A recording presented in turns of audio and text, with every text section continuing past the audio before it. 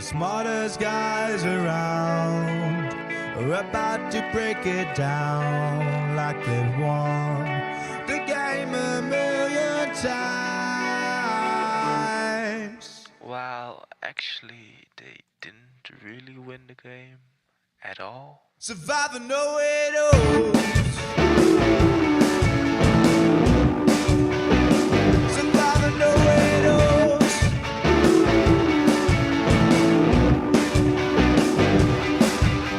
Steven and Rob without it down. Got the game all figured out. They know it all. Yeah, that's right. The Survivor Know-It-Alls are back after the Survivor 47 finale. Steven, how are you? I'm good. Very exciting day. Rachel, the winner. Yes. Mike Holloway and Ben Driebergen's reputation being redeemed on social media. Okay, good. It's all happening. Good. No, I love the Mike Holloway and Ben Driebergen debate. Should I call up Mike Holloway for a podcast and get his reaction to all this? Yes, yes. I should text him and then see what he thinks. I don't want to take away from the headline of Rachel winning, but the fact that somehow Mike Holloway, I didn't even know that Mike Holloway's game was now not considered a great game. He played a great game. And at the time people were crazy about Mike Holloway. He was in charge of the tribe, and then he had a great alliance going into the merge, and controlled the early merge votes. He even he shut down Joey Amazing looking for the idol, and then found the idol love that. Joey Amazing's Yeah. Yeah, exactly. And then people turned on him because he successfully understood that they were trying to vote him out. And then the whole thing with the family letters, that was a little silly. And then he, beasts his way to the end when when finally his back is against the wall. And throughout that, he actually makes his game position worse by standing up for Shireen and doing a really noble, wonderful thing. Wow. What a great guy and a great season. Congrats to Mike Holloway and congrats what a to great Rachel. testimonial of Mike Holloway. I think that some of the post HHH Ben fatigue ends up, he got kind of lumped in with that, where I think that in the real time, I don't think that he was really derided like that. But congratulations to Rachel, because I don't know when Rachel made her tier list of the Survivor winners, but yeah, it sounds like she and Andy really got into it. It really got into Where's it. Bobbio? Where's Bob? I like Bob. Bob's a great winner. But how do you Yeah. Could you imagine, Steven, in old school Survivor, could you imagine sitting there at the final tribal council in Survivor Token Sheens, and that maybe Coach brings up your winner rankings from and you discussed? It's a different era. You couldn't even talk about that stuff back then. They're like, nobody cares about this. Don't talk about it. They would have come out with a giant hook and pulled the person right out. It would have been a trap door like Beast Games, and you just drop out of the tribal council. Yeah, but no, Rachel, congratulations. Had great conversations with the final four. Those are up on RHAP. Really nice chat with Rachel. Got to talk about her win, and a really great job overall by Rachel, who really, I think mid-season, I don't think really was on our radar as the person who was going to come out and win the season. And then really in the post-merge game, really just got on such a roll where, looking back, I don't think that she was available to be voted for from the final 9 on. Yeah, I mean, the immunity wins, and then the idol plays, just really, really great. I mean, it's kind of crazy that you were so bullish on Teenie, given everything that ultimately happened. But, I kind of saw Rachel all the way through, and I was always sort of team Rachel from the jump, I would say. Yeah, so... But that was, we did get a half a second shot of fire in Rachel's glasses. And I think we can't really, this, if anything we learned from this finale, it's that, sometimes it's just a reflection in the glasses. Well, sometimes that's what they say. Sometimes a whale is just a whale. Or, in this case, sometimes a reflection is just a reflection. Yeah. Okay. What were your thoughts on the finale overall? We kind of talked about last week that, how are they going to possibly make drama out of this? Rachel is so obviously the winner of this season going into the final four. They've made it clear that, she's the best at fire. They've made it clear she wins if she gets to the final 3. And then at 17 minutes in, when she does win that final 4 challenge, I'm like, well, are we gonna have to watch 2 hours of this? How is this going to be interesting? But it actually was much more interesting than I thought it was going to be.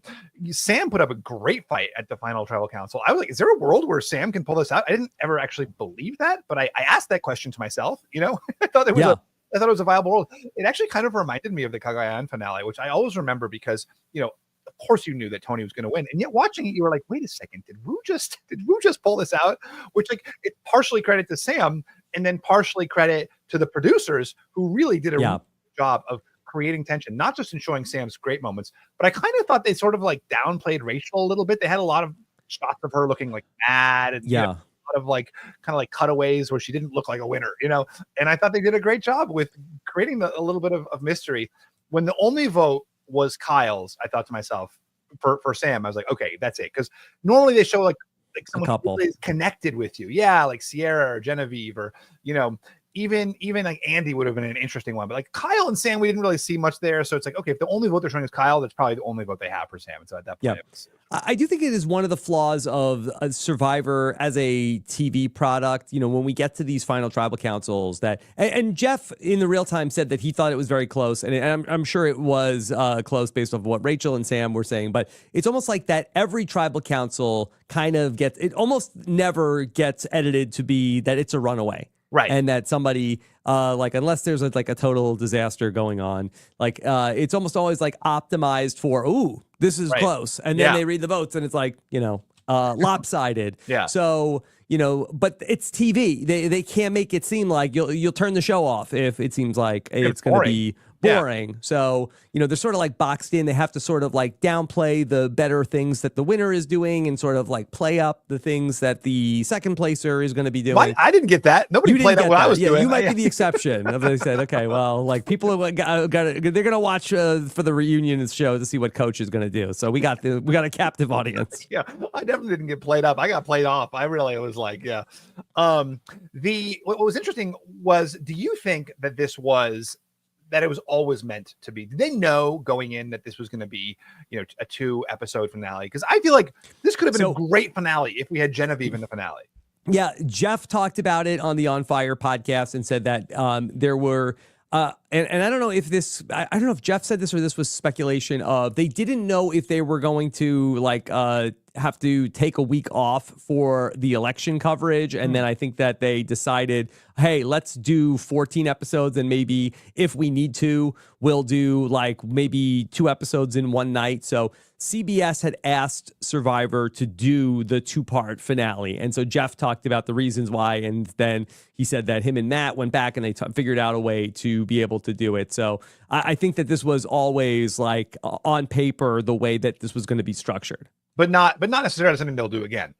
I don't think that. No, I'd be surprised unless it's like, hey, this is great, bang for our buck, 14 episodes now. But I don't know necessarily if. I think that 3 hours of the show in one night, I think, is a lot for a lot of people. I think that we lose a lot. That's true.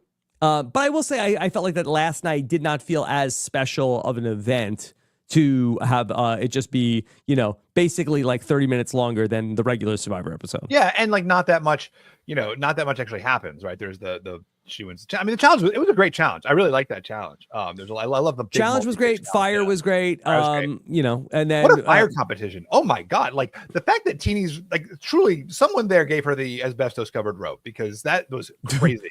Well, I talked about this with Teeny this morning and it sort of occurred to me, hey, did Destiny step in the way? Was that basically, did the wins do Teeny a favor?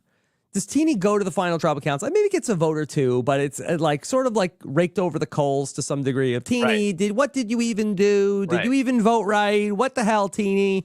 And to sit next to Rachel, wasn't this a better finish to Teeny's story to come up just short in the fire making than to go sit there and get the Inquisition in the final tribal council?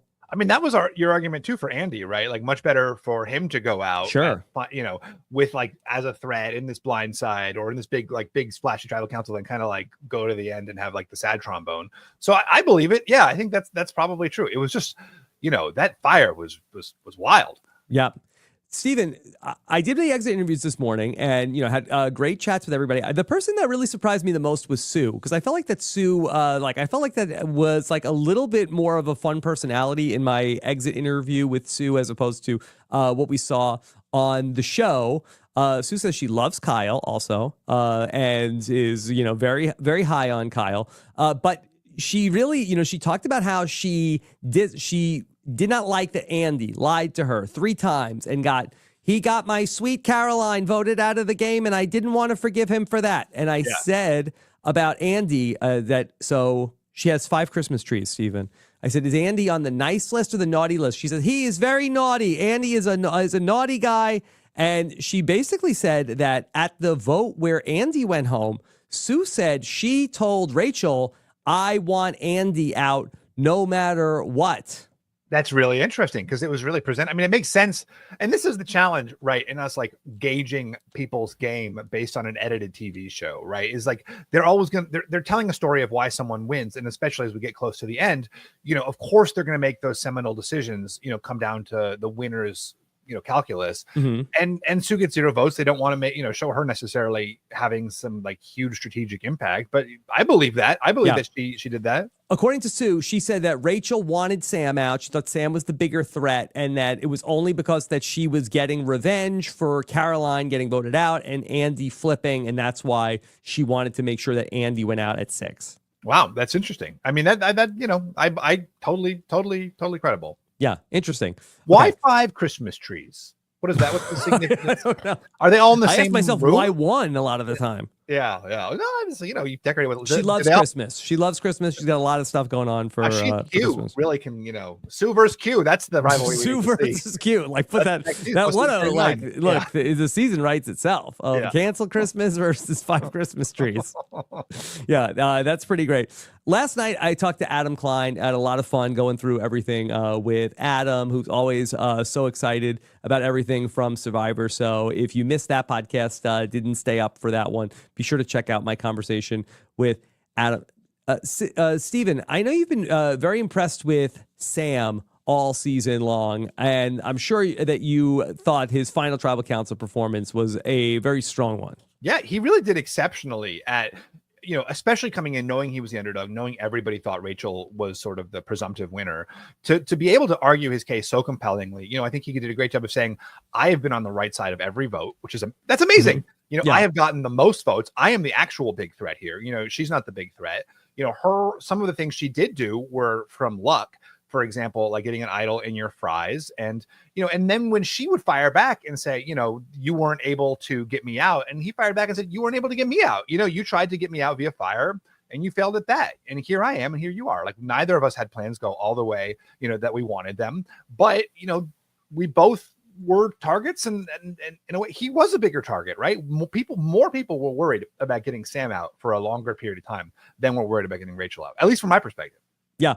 Sam really came into the merge as the person who was looked at as like the bigger threat, the person that we have to get out of the game. But I think that then the focus started to turn more on the, Genevieves and even the Rachels of the world. And people were trying to look at them as sort of like the more under the radar threats who had the best shot to be. And they just like were distracted. They couldn't end up getting out Sam. Does Rachel benefit from the Genevieve rivalry because they're sort of similar players and they were the sort of like, is it Genevieve or is it Rachel? Then when Genevieve goes out, suddenly, oh, it's Rachel, versus like, what if it were like Gabe versus Sam and then Gabe goes out, and then it's like, just it kind of like, Caroline really got me thinking about how people are kind of judged by other players who are like them. And if like the narrative of the late game was like, oh, it's these two, male alphas going head to head versus these two, like, Rachel versus Genevieve, the two like female strategists going head to head. Like, does she benefit from that?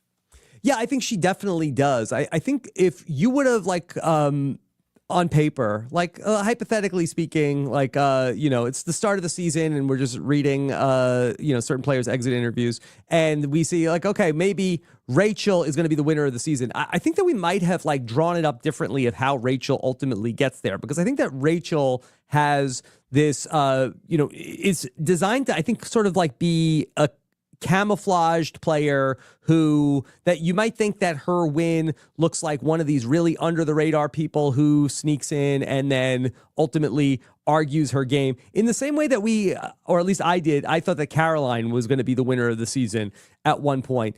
And it just so happens that Rachel ends up, sort of like emerging where that I think it was really that she was very good at the challenges and very good at the puzzles. I talked about this with Rachel, and also maybe not as much, but I think she acknowledged it to some degree when she's trying to steal the rice and Jeff blows up her spot back on day 5.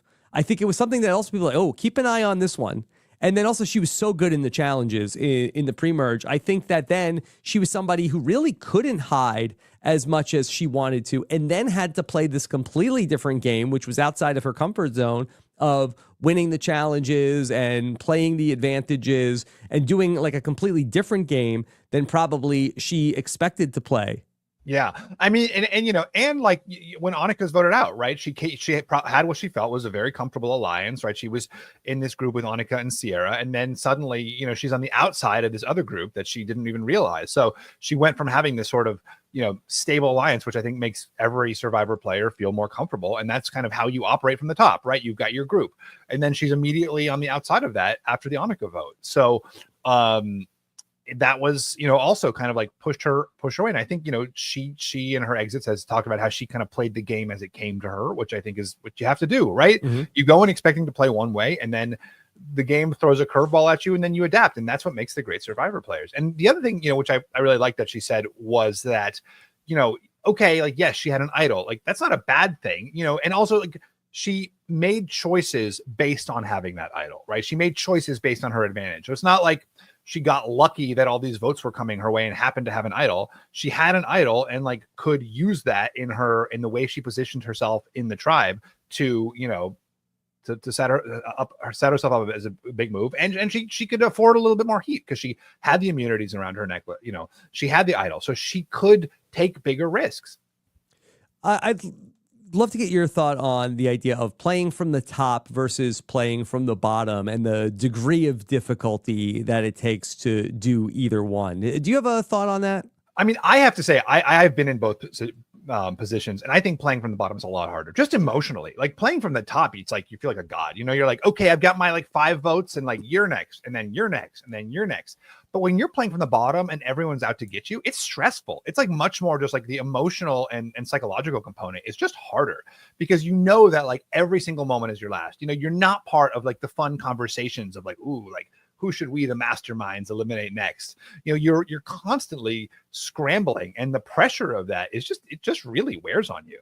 Yeah. And I think Rachel did a really great job of coming back from being in that position and, you know, putting something together from being in that spot. You know, it's also, I think, very hard to play from the top well. I mean, of course it's hard. I mean, especially I think New Era Survivor makes it much harder to play from the top. You know, I think back in the day, you could have your 5 people and be like, well, I guess this is the 5. We're just going to the end together.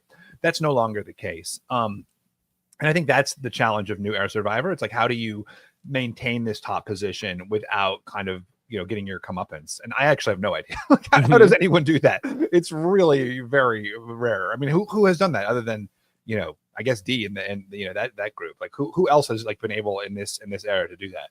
Yeah, you know, people have clocked that, you know, that in this new era, you're better to be closer to the bottom. And I think it was, just to give my sources straight, I think that Marianne was the first person to say this, and I'll give credit to patron Bobby Hall, who referenced this on one of the patron calls, that the ideal place to be, Stephen, in the new era is 6th in the pecking order at the final 8. Wow. That's really interesting. At the final 8 is 6th.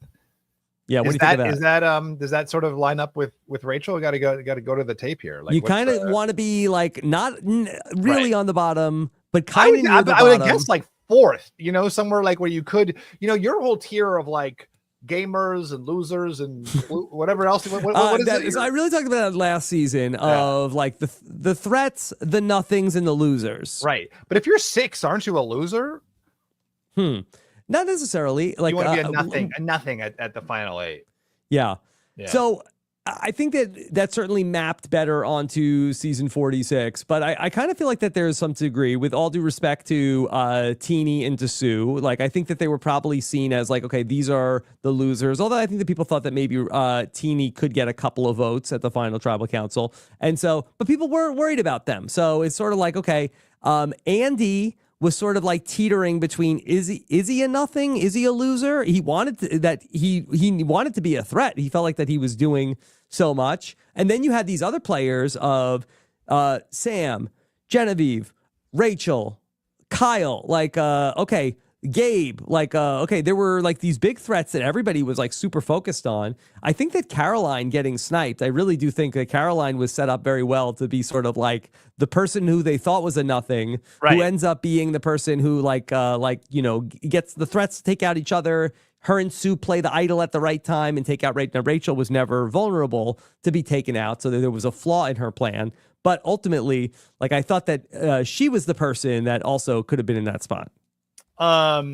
Yeah, I mean, you've been pushing the Caroline story for a long time, but I do think there's something to that. Are you like, pushing back on the Caroline story? Well, no, I mean, I just think if you look at what Rachel actually did, with like the idol plays and like the certainly Rachel was much more as in the aggregate was much more impressive with what she did than Caroline. I just think that if Caroline was ever not immune, I do think that there was a ambush that Rachel did not see of Sue and Caroline having that Sue idol that they could have. That I think that they were planning to get the jump on Rachel.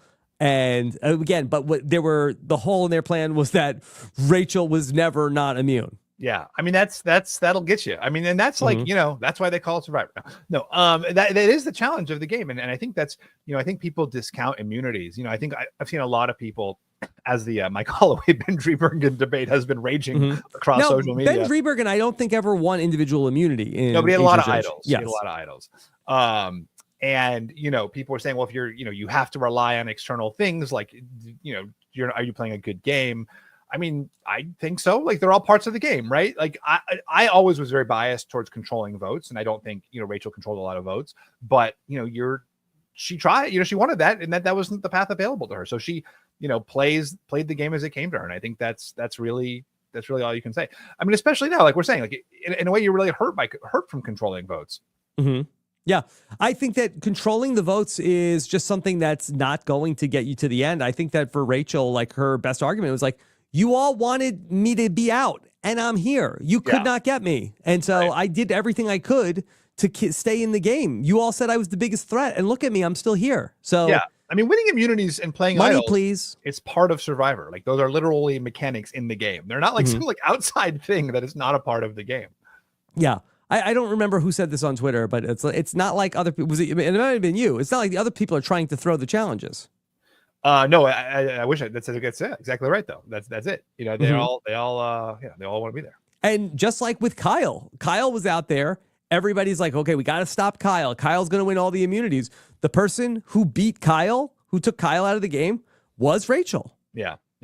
And if you are becoming a threat because you are winning immunities, like then that also is like there's a trade-off there. Yeah. It was very funny that the exchange between Kyle and Sue. Yeah. Like Kyle just could not let her have it. She's like, I would have beat you all. And Kyle's like, no, you would not have beat me. You would not have beat me.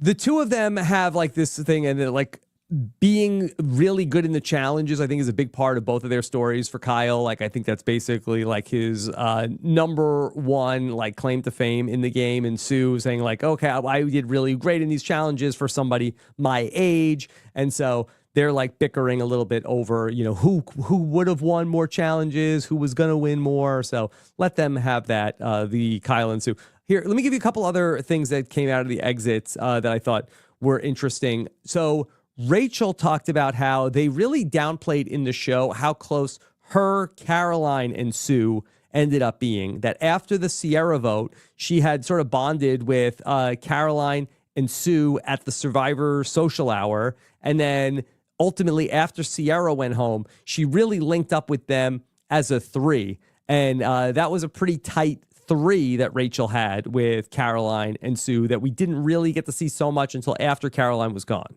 Yeah, and that makes sense of like this sort of Sue Rachel bond, which seemed to be, as you said, like only kind of start when Caroline was voted out.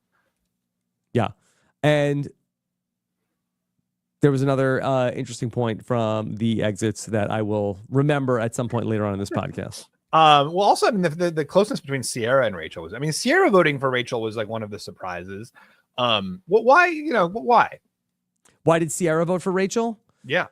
Well, I thought Rachel had a great answer to Sierra's question of what was your lowest moment in the game. And, Sam, of course, had a very good relationship with Sierra in the game. But Rachel's answer to the question of what was the lowest moment of the game, the night you got voted out was my lowest moment of the game. Good. Pretty good answer. I think that Sierra was like split. It was 50-50. Maybe also Sierra may have known which way the votes were going and sort of like, okay, well, let me be on the right side of history with this also. But it seemed like that she and Gabe, Sam said, were the two votes that he kind of expected he might have gotten that were kind of conflicted. Yeah, I mean, I do think there is something, as we've talked about at Ponderosa, where people kind of do sort of endlessly discuss it, and then the sentiment breaks one way or another. Yeah, is there a world where Kyle voted for Sam just to deny Sue runner-up money? No, I don't think so. I think that like when it was Kyle, Sam, and Genevieve together, I think that there was sort of like this bond of like, we're the threats, we're the three people that, they wish that they could stop us, but they can't. And so I think that, you sort of like project onto the final three, like, okay, that's me if I was up there. Yeah. Yeah. Even though Rachel ended up winning as many challenges as Kyle. Yeah. It's kind of wild that Kyle wins, like 4 out of the first 5 challenges. And then ultimately Rachel wins 4 out of the last 5 challenges. Oh, wow. Yeah, just like, that's funny. Like very few challenge winners this season. Mm-hmm. Yeah. Steven, you have not yet commented on Saul in the jury last night. Oh, wearing the vest again. Yeah. Love Saul. Love Saul. Yeah. The interesting vest, no shirt, but like a huge scarf. I don't know. I mean, he's a trendsetter, right? Like, I think next season, that's how I'm going to be dressing on the know-it-alls. It's just vest and the scarf. Wow. Okay, that would be a huge hit. I'm planning to drink a lot of chocolate milk over the winter, and maybe all gets really, really beefy. Yeah. Okay, we'll come back around to Survivor 48 preview later on in the show. In the final tribal council, I feel like that some folks were very chatty and other folks were kind of quiet. We didn't hear much from Genevieve. Yeah, that's interesting. You would have thought that she would have been a more vocal person. She had like one follow-up question, but didn't really have a lot to say. Mm-hmm. Yeah. She was kind of quiet in the final tribal council. Kyle, other than, going back and forth with Sue a little bit, didn't really add much to the discourse. Yeah. I appreciated that Gabe directed that one question towards Sue. I thought that was nice, because, you do sometimes get these like, you two need to battle it out. And then the third person is kind of like, hello. Like, I too am here. But to like give her a chance to make her case, I thought was really nice. Yeah. What do you think of Gabe stepping up as sort of the foreperson of the jury? I mean, yeah, honestly, I was not surprised by that. Mm-hmm. Yeah. It seemed all right. He was like the unofficial mayor of Ponderosa. Exactly. Yeah. Mm-hmm. Do you think that you could take anything away from which is the person that steps up and is trying to tell, be the leader of the jury? Probably not. I mean, I don't know. I mean, obviously those things get really like, people argue endlessly at Ponderosa, but I don't think so, right? That's just the loudest person. Mm-hmm. Okay. Would that be you? I don't know. I mean, that wasn't you in Second Chances. Well, we didn't have this fun jury format. I would have liked to have. I would have absolutely been mouthing off if it was if we had this jury. Oh format. yeah, that's right. It wasn't invented yet. Yeah. I was gonna say that. No, it was, but no. They didn't come into play until Game Changers. Yeah. Do you think you would have? Do you think? Oh yeah. I'd love. Oh please. I would have been getting into it with everybody. Yeah. Were you positioned well to be sort of like the person who speaks for the jury? I mean, I think that there would have been enough. I was a very vocal proponent of Jeremy at Ponderosa, and so I think that it would have not been strange for me to try to steer things towards him. Yeah, I feel like Savage, I think, would have really stepped up. But you can't really hear him; he speaks so low. What's going on? Okay, you have to be able to project well. Yeah, you also have to lean in to hear what Savage is saying. Oh, is that intentional? Is that a power move? I might be. I had a confessional about how I thought it at the time. I thought it was a little bit of like a power move. You kind of like, what? You really like bringing people to him. Wow. Yeah. That's interesting. I never knew that. Mm-hmm.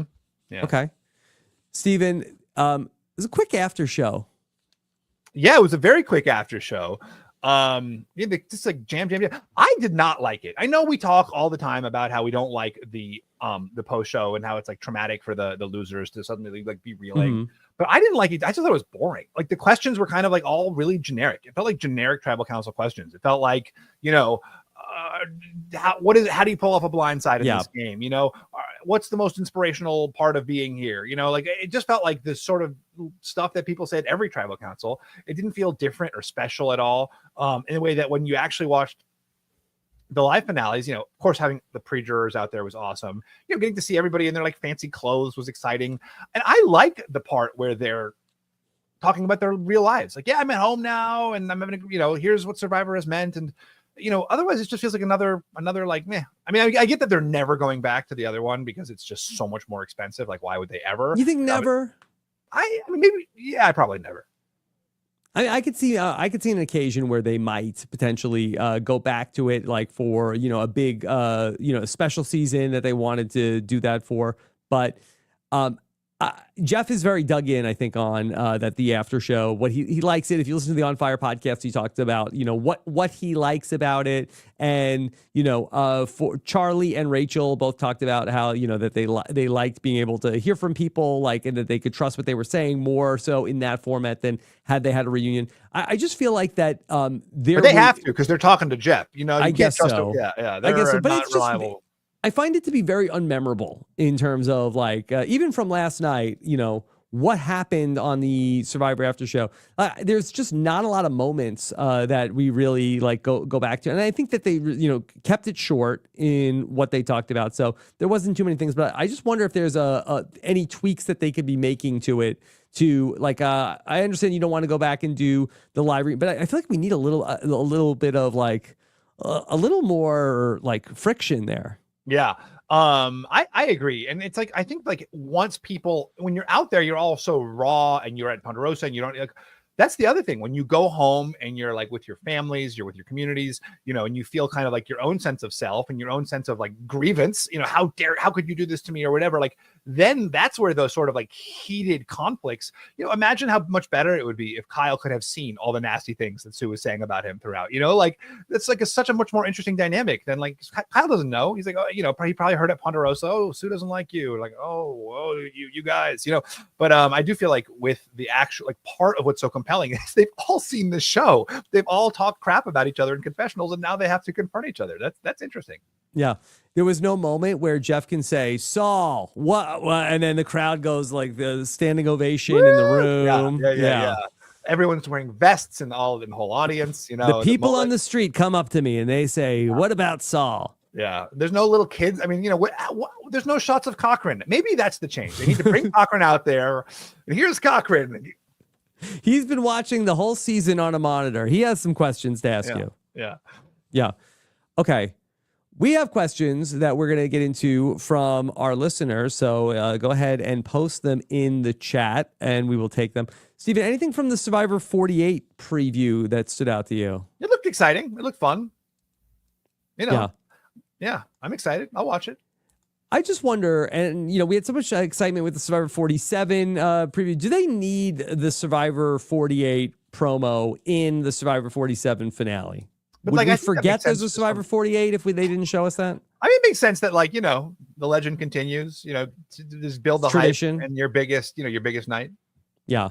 Because it must be very awkward for the players who are there to like, okay, at least like when you're in the finale, like, okay, they're going to play it. It's on the monitor. You know, you think they're not playing anything on the monitor? They're just like, you know, there's nothing in there. Well, what do you think they're showing? It didn't even happen yet. They're still making Survivor 47. What are we looking at? Maybe they're acting it out. Maybe they're like, you know, and then there's the boat. Yeah. Uh-oh. Either Steven's frozen or I am. One of us. Okay. You're back? I'm here. I think that's, I just had the actual feeling of what it's like to say be on Survivor 47 and then have to wait to see nothing when Survivor 48 trailer happens. It was funny that Sam did the thumbs down. Because you know, it is like I thought, you know, you don't want to hear about it. You're like, no, this is us. Yeah. Okay. We're the ones. We're the have we knocked out who's on the short list to come back from Survivor 47? I mean, definitely we all agree Andy's number one. I think, you know, you've got to seriously think about if there are winners, probably Rachel is going to be there. I think Genevieve and Sam have to be, you know, competitive, and that's probably the list, right? Well, I feel like that there's some social media pushing for Saul. Right. But I mean, I don't know. I mean, obviously I would love the Saul return, but I don't know if he's going to, if he's got the, like, he wasn't like, chaotic enough to really be brought back. Mm-hmm. Yeah. Teeny? I don't think so. I mean, only just because, I mean, no offense, but just because of their popularity. I think like Teeny was pretty, always sort of ranked last among the popularity polls. And I think that will affect, the producers. Okay. And then I think that's the big four. I mean, do you see Teeny coming back? I don't know. I think it's probably like I could see Teeny back in some format, but I feel like that I don't know how many slots you have for this season 50. Yeah. How many people are you going to bring back from this one season? Yeah, I don't think, I mean, for sure not for 50. And like, Teeny's whole narrative was not getting, was not knowing what was going on. Mm-hmm. So I don't know if that's necessarily the ones they want to cast for the returning player season. Okay. All right. Let's bring in some questions from the listeners. All right. How about a question from Tyler who says, Steven, how would you compare the gameplay of 47 with Cambodia? Seems similar, shifting blocks, strategic players, one player fixated on a challenge beast. Wow, am I the Sue? Am I the Sue of season 31? I don't think so. No, it is an interesting comparison where like you have a lot of really shifting alliances and groups. I do think the difference is, someone like Jeremy kind of being, back then could still sort of get through the cracks. I don't think that would, I mean, and it also was sort of like big threat whack-a-mole, but, I just can't imagine Jeremy making it to the end now, right? Like there's just no way a Jeremy makes it to the end. Players are so focused on the threats and the people who could win the game. And I think that Jeremy, look, you were there, so you could tell us at the time, but I feel like that he was like such the double whammy of he has a great story, which people were even keyed in on that in Survivor San Juan del Sur. Sure. Like we can't let Jeremy get to the end. Everybody loves the firefighter. Yeah. And then not to mention that he had like in the back pocket about that Val was pregnant with the baby and he's such a likable guy. But then also, he was somebody who, could also be a challenge threat too. Yeah, exactly. And I mean, just all of it. And he had, his multiple idols. Yeah. So I just think, I do think there was some sort of remnant of, a kind of alliance based trust back then. And I maybe the 39 days has something to do with it, where you do sort of build trust with people and build relationships. Also, like, I mean, obviously the returning player season like adds both like trust and distrust to the mix. So that's of course a slight difference, but it's not a bad comparison. It's an interesting, yeah. Okay. All right. Keys wants to know, can you guys try to do a quick breakdown of Rachel's moves versus Sam's? Yeah. Well, I mean, the Sam's moves really started on Gata, right? Where he, pulled over Andy, who was initially very outcast, and then kind of created this alliance with Sierra to vote out Annika. That was probably Sam's biggest move of the game. And where was he on the John vote? I assume it seemed like that was somewhat, unanimous, right? The John vote. It seemed like that him and Sierra, I feel like, were probably out on John a little bit more. Yeah. So you think they kind of drove that vote too. And then like at the merge, Sierra gets voted out. Like it seemed largely, or at least partially as sort of like a against Sam, right? That seemed to be like, it was like between the two of them and it happened to be her.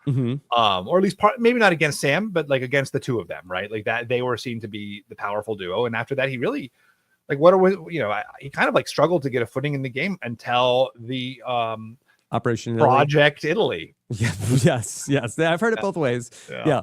And so for Sam, I don't think it's necessarily that he has a bunch of moves to be able to point to. He had things that he did to be able to stay in the game, whereas I think that Rachel had more concrete things that she was able to point to. I think that for Sam, what was impressive was that he came into the game on day one and people thought that he was like, okay, he is somebody that we're going to have to deal with. He's somebody that we can't let get to the end. That was probably like a unanimous thought across all of the tribes. And then ultimately, like, here he is. Somehow he did get to the end. Whereas then Rachel was like this big flashing threat that came about like in the very late stages of the game that nobody was able to get rid of. And then she was able to save herself through very flashy moves of winning the challenges and playing the idol, and ultimately get herself to this position where nobody was able to get her out. I think that for Sam, then he not just made the fire, but he made it in like such an impressive, like come from behind way that it like made everybody jump out of their chair. Even my sons were watching this, and they leapt off the couch when that moment happened. Well, it really looked like there was just no way. I mean, that fire that Teenie had was crazy, and Sam had nothing at that point. Like, actually nothing. That was wild. Yeah. And so all of a sudden he came back. So the jury got it right. Yeah, I mean, I think so. I mean, I would have voted probably for Rachel in that spot, but you know, Sam's argument was like, I'm still here, you know, like, and like not so much like I did very much, but like I, you know, was a target and you never got me. But that's just not bad. But I was saying this last night with Adam that I think it was a tough argument to make for Sam to say like, hey, I played the scrappy underdog game when he's sitting there with Rachel, who's kind of like the scrappier underdog, was the scrappier, like more underdog. Yeah. Now, there's a lot of people who have asked about the wind, right? Should you get up and block them? I mean, the answer is yes. Like Nick Idanza on social media was, you know, screaming it into the wind about how you get, you know, if the wind is you know, messing with your fire, you can stand up. You do not have to just sit there. You can block the wind. Okay. How does Nick know this? Is that an Australian Survivor rule? Maybe it's just an Australian, you know, just like someone who's made fire in his life. You know? Yeah, maybe he's just an expert of the wind. Yeah, right. So that's probably that is what Teenie should have done, was stand up and block the wind. Okay. All right. This is from Ms. Brown Sugar asks, what weight should be given for not voting incorrectly when you lost your vote randomly, lost your vote after a competition, and chose not to vote with a shot in the dark?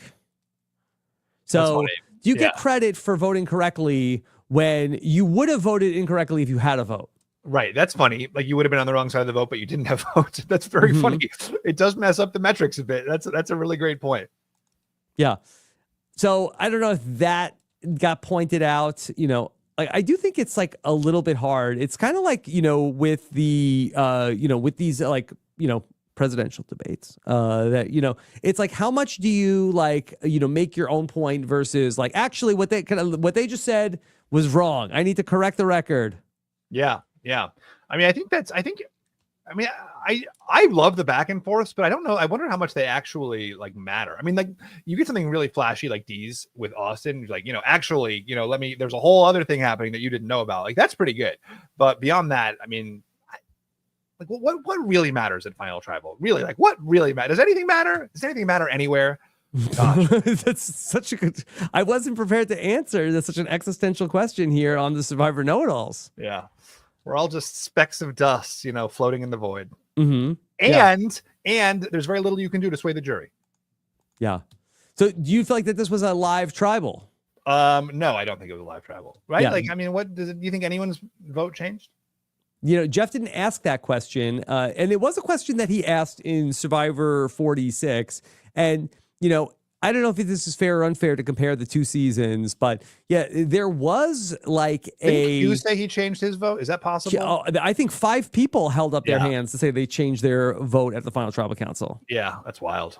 So, yeah, that season, you know, compared with this season, like it really was like, I don't know. Is this like the reverse mullet year of like, you know, business in the back, party in the front?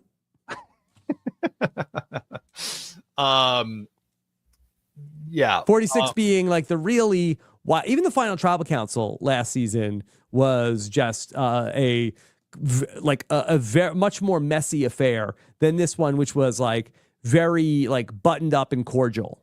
Where are you on 47? North Carolina. Oh, you're so close. You should come visit. No, where are you on the rankings of 47? You know, in the new era.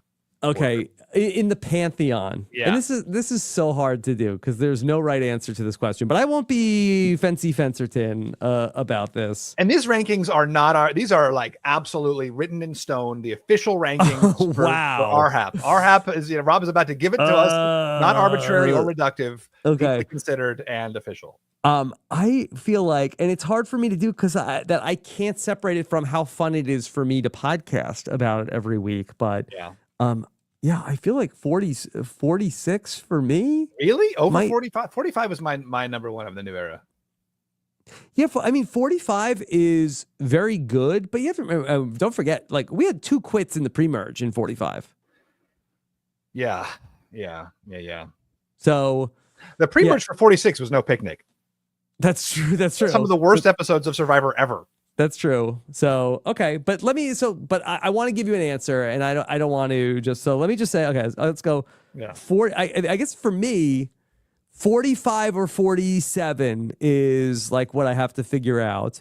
And I feel like that with 47, like we never had low lows, you know, but I feel like there were fewer like high highs. Yeah. And for 45, we did have big moments. Okay. Recency bias in effect. Okay. 46, 47, 45. And then 42, 44, 43, 41. Interesting. That's pretty good. I like it. I don't agree with it, but I like it. Yeah. Okay. Do you have like, I think you I know, would for the guy that rankings are reductive and arbitrary. Yeah. I can't. And I'm you know, if I rank something, people are going to be like, I thought rankings were arbitrary and reductive. Like, I can't. I'm off the hook.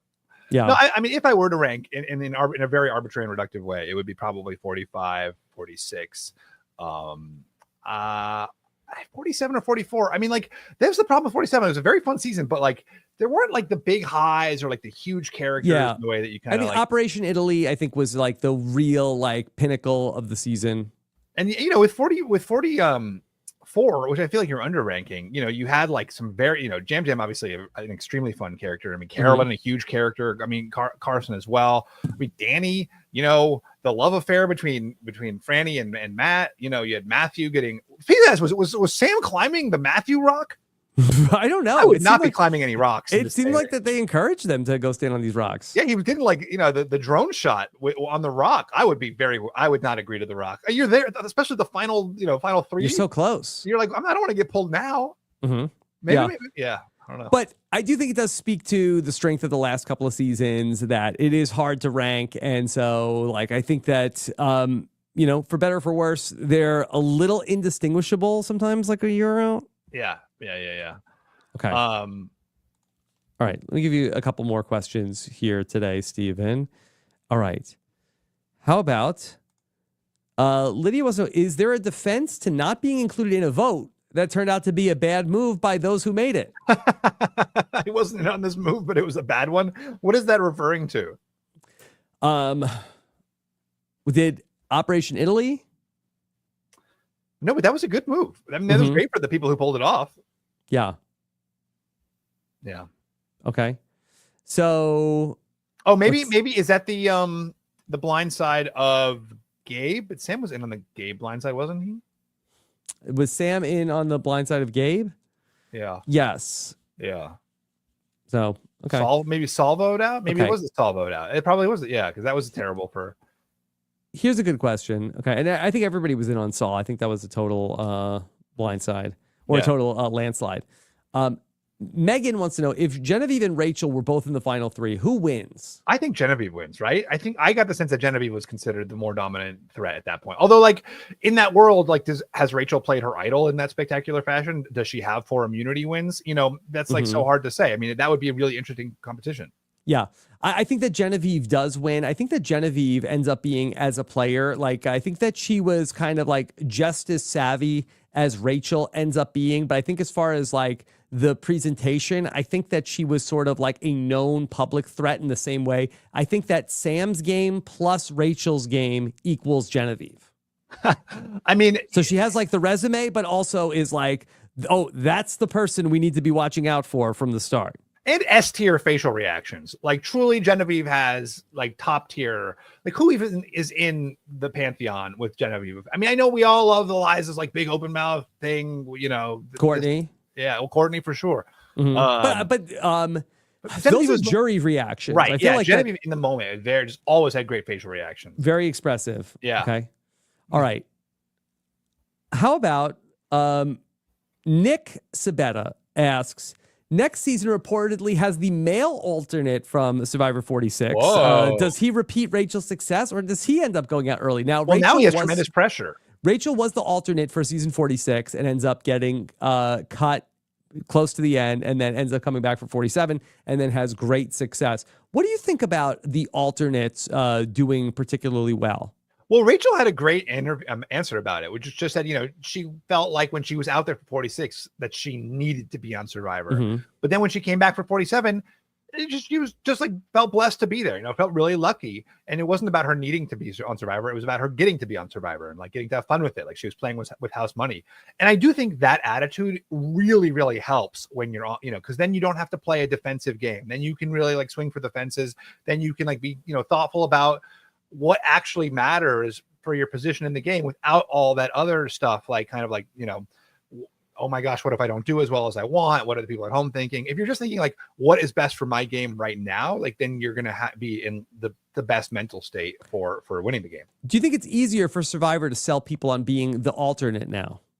Exactly. This is like a great position. It's like, you're basically, it's like, hey, this is the test run. Your Austin was now. an alternate, made it all the way to the end, and he did great. And like Austin probably would have won if they'd been able to get D out, right? Austin played a great game. He just played the second best game that season. Yeah. Okay. How about John wants to know, what's the legacy of Survivor 47? That's an interesting question. What do you think? I think that Rachel's game, I think, is hard to replicate in terms of like, I think you might see people who say they're going to play like a Rachel, but I think that it's not necessarily going to impact Survivor 49. I think that the legacy of Survivor 49 is going to be a little bit more about Operation Italy. And I wonder if there might be more players who in season 49 are looking to find their big named like collaborative move that is going to be like this great moment for them, their masterpiece. And I wonder if it might end up getting more players screwed up than it might actually work again. Right. I mean, what was successful about Rachel's game was that she was not doing the Operation Italy's of it all. Mm-hmm. Yeah. What do you think of that? Do you think that we'll see that this might be an era of collaboration where players might be trying to either solo or in groups of here's my plan. It's called Project Minnesota. Project Minnesota. Project France. Mm-hmm. Oh, yeah. And we're gonna I mean, that's not a bad guess. And I'm sure the producers will be saying, remember Operation Italy, and now Andy just won season 50, and like, my gosh, you got to think about that. Yeah. So I think that people are going to be like, it's a copycat show. I think more people are going to be trying to come back and do that. Now, season 48, they did not see season 47. They did see the end of season 46. Do you think that they might be a little bit more likely to copycat some of the dramatics that happened in season 46? Well, I mean, we did see, a big reaction with season 47 to season 46. And I assume that will continue, right? The idea that I have this advantage. I need to play it now. I want to get this out of my hand. I want to use it.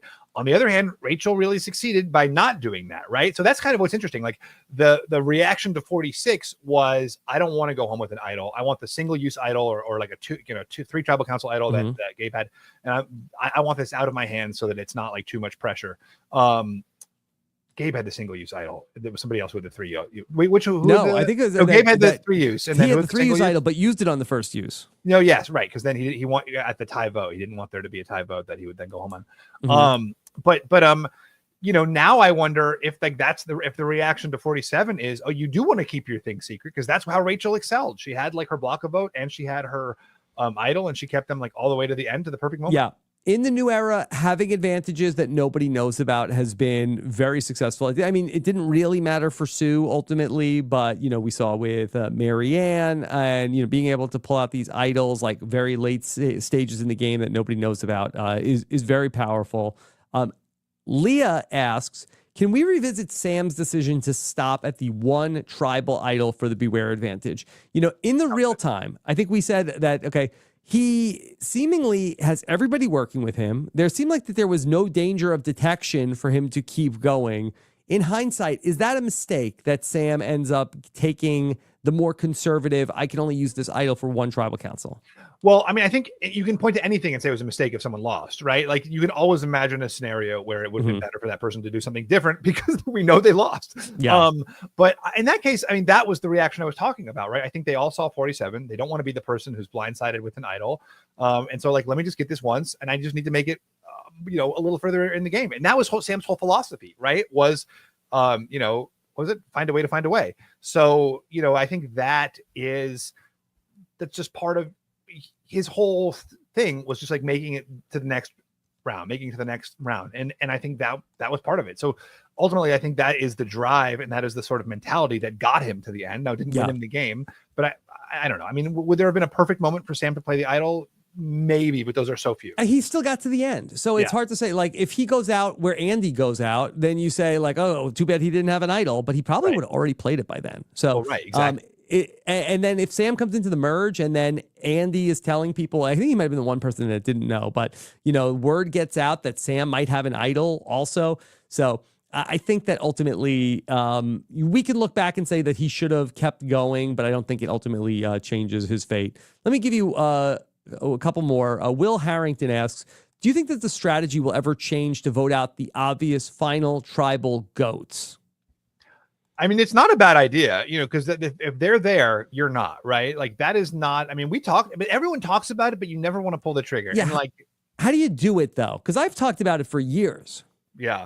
You just never, you got to have a warrior alliance. You got to get that group of threats together and actually have it stay together and just go for the goats. Mm-hmm. But I don't know. It's like because the votes are so fast and furious on Survivor, you just never feel like you have that time to really contemplate that. And I wonder if the faster format actually works against that, because it is this like frenetic pace where you're like, well, this you have like a few hours to get together a vote. You don't have like a day or two like we used to back in the day. You have like a few, it's votes every day.